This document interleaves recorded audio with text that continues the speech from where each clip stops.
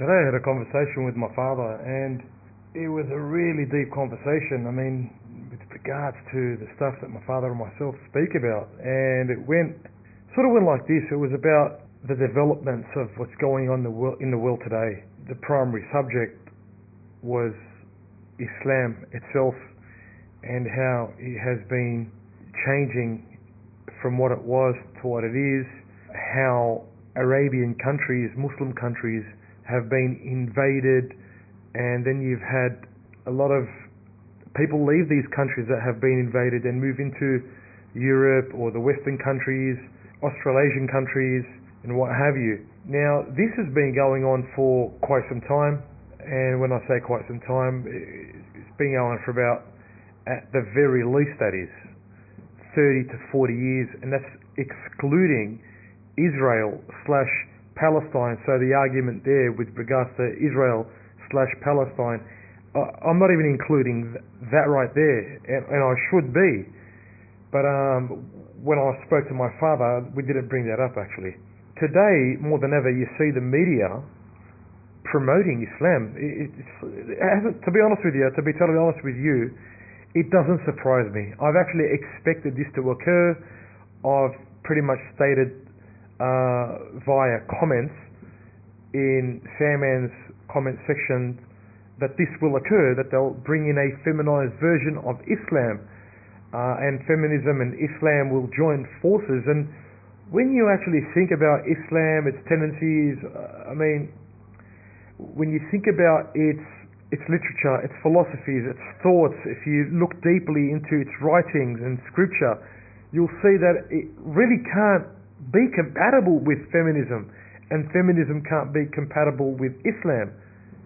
But for some strange reason, today, 2016, we're in mid-2016, it's starting to become compatible.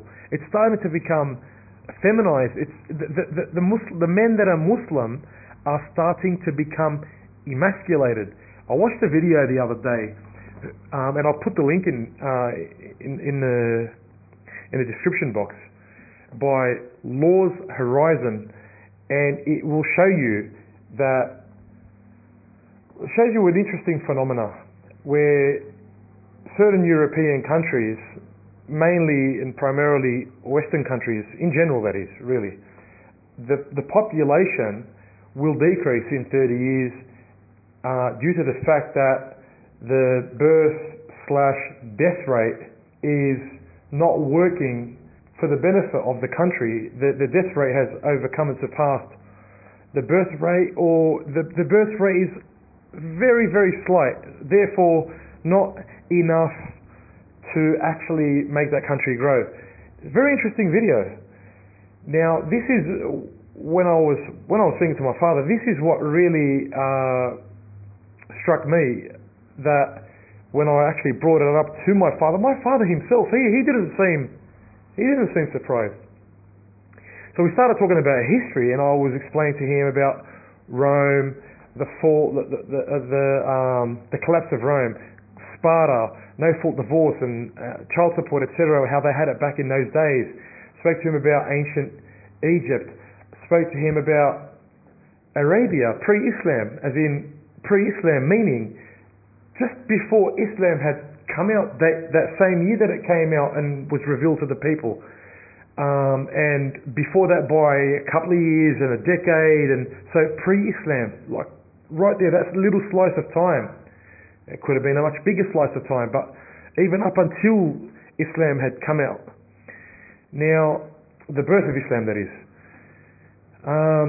So pre-Islam, families would bury their female infants alive. Therefore, there was a reason why they were doing this. Obviously, it's not something that I would do, not something that I would wish upon anyone, even animals, for that matter. I mean, I wouldn't want to kill someone.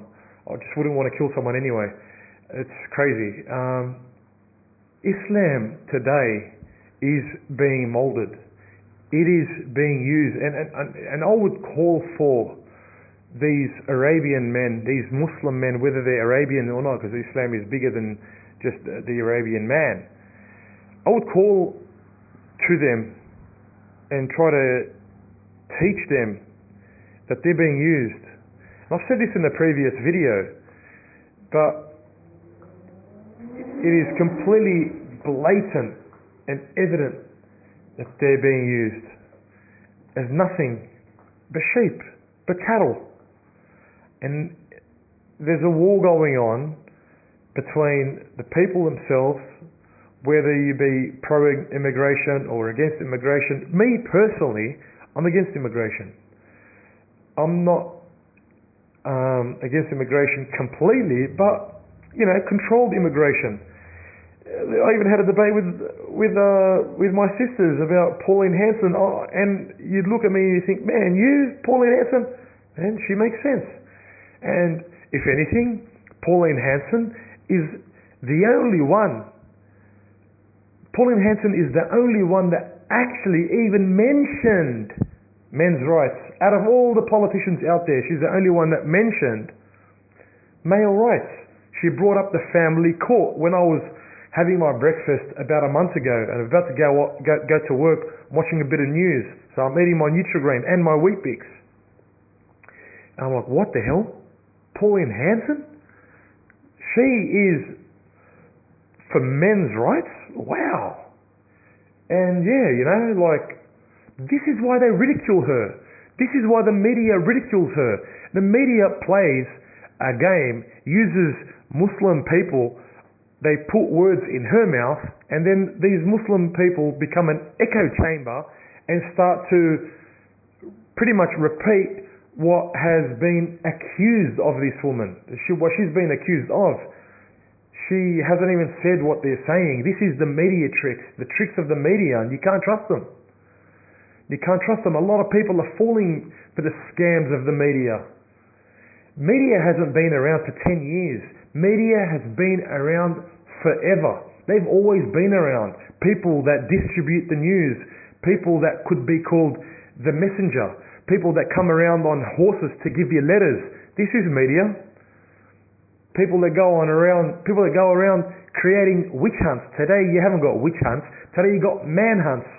You got people that gather up and start pointing the finger, mainly women, and say, this bloke, they actually sit down and they synchronize it, point the finger at a man and say, this bloke sexually molested us, or he raped us, or he put drugs in our drink and had sex with us against our will 30 years ago. This is a manhunt, exactly like a witch hunt. The media is what is rubbing off, playing a game, destroying, even within MGTOW, it's men that are MGTOW. I see men that are MGTOW start to have a shit fight over stupid things. And it doesn't help men that need help, men that come to MGTOW to seek refuge, to seek help. They don't need this. It's embarrassing, it's disgusting. If you guys can't sort your own little problems out, just because you've got differences, you've got some differences with your religion and he's got some differences, man, relax, At the end of the day, they're just a set of beliefs. So just chill out, relax. Don't fall for the traps of the media. And this whole thing with Islam, it is just a game. It's nothing but a game. Don't fall for that scam. If people were to actually follow the way Islam was 30 years ago, today, if people were to follow the way Islam was 30 years ago, and then now I can literally say what it was, because what it is today is not what it was 30 years ago. What it is today is completely different. Women aren't even supposed to pluck their eyebrows. Women aren't even supposed to put makeup on. You see that? You see women plucking their eyebrows. You see Muslim women putting makeup on. Muslim women aren't even supposed to put their hair up at the back, because if they do, it's quote unquote, it resembles a camel's hump. This is forbidden. Women aren't supposed to wear tight clothes. I'm not here to say women should wear the burqa. I'm not here to say all that. I'm just showing you today what Islam was 30 years ago. It's not what it is. It's not what it is anymore. It's changed. And it's not only about women. Men had their rules as well. They had restrictions. I'm not saying what it was 30 years ago is better than what it is today. It may be more moral, it may be more ethical back then. For example, don't get loans based on interest from the bank. Back 30 years ago, whoa, you get a loan from the bank, you're going to hell. Today, who gives a flying F? I'm getting a loan. What's it to you? Little do you know, you're getting a loan, but you're pretty much hurting your fellow man because you're participating in a system that is very destructive. You're hurting your fellow man. What I would do is, I reckon I would go out there, and I actually might do this. I might actually do this and pretty much get someone that can speak proper English and translate a couple of videos for me. I would highly recommend any men that are Arabic, or men that know men that speak Arabic, even my own videos, grab them, download them, get your friends to translate them, and re-upload them. Get the message out there. Men need to know. Arabian men and Muslim men are vital for the future of men, because they are the ones that are being used today to an extent that is mind-blowing, an extent that is really, really effed up. It is sickening. It is sadistic. Pretty much engineering the world. Imagine sitting down with a group of people and orchestrating something that is going to develop and eventuate, synchronizing it over the span of 100 years, 70 years, I don't know, 100 years, let's just stick to 100 years, knowing that if you bomb this country, you know that people are going to eject themselves out of that country. They're going to move to this area. You know that you can change the way these people think. You've got no problem with their belief, because you can alter the way they believe, their thoughts, their patterns of articles of faith. You can change all that, and you have. Now you're using these people to extract people's wealth, not because you don't want to do that because of their background. You don't even give a shit about their background. You don't even care about the background of your own people. Are they really your own people? Are they really your blood? Maybe you just represent them, but you haven't got the same blood as them. Maybe you come from somewhere else. This is going on. So, to rip a handbrake, Muslim men need to wake up and don't fall for this trap. Do not cohabitate. You cohabitate, you're doing them a favor, because when you cohabitate, the marriage isn't in your control.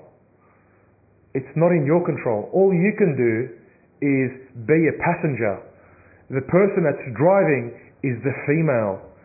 Regardless of whether she puts the veil on, whether she claims that she's going to listen to you and do whatever you want, she can do whatever she wants.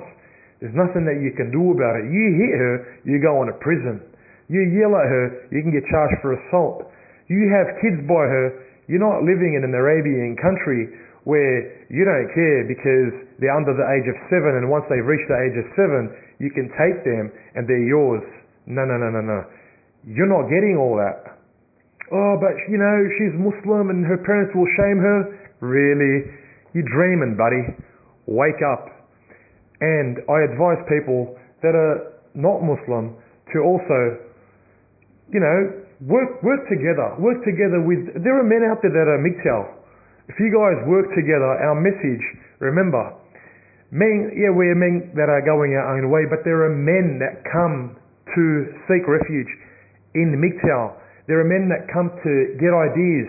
There are men that come to seek help, man. Men need help. In Australia, and I've said it a million times, and I won't stop saying it, in Australia, on average, 6 men commit suicide every day, and 21 fathers commit suicide per week. So there are a lot of men that come to MGTOW for help and for support. So we're men. We're men first. We're men before religion. We're men before anything. So let's stick together, let's work together for the collective, I suppose, for the better of men, for the better of other men, especially men that need it. Take care. Thanks for listening, and hopefully we'll talk again, guys. Peace. I'm out.